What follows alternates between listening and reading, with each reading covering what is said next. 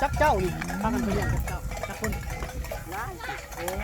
โอ้ ผลมาแต่ไรควายตำสมเนาะยามแรงๆเสียงรถชาวบ้านเพิ่นเนาะโอ้ควายก็เป็นพุงเลยแล้วเนี่ย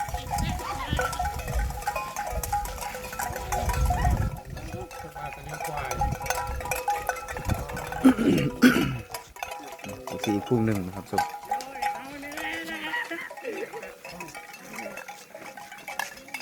น้องเป็นมาเป็นเลี้ยงควาย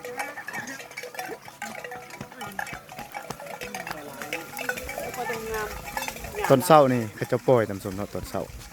แต่ต้นแรงประมาณบ่าย3 โมงเขาเจ้าเลยไปไล่เอาอยู่ป่ามันเลยมาเข้าพอกนะครับ นายห้อยเลยเนาะเป็นเลี้ยงควายบรรยากาศทางดำ ควายลายรีบันนี่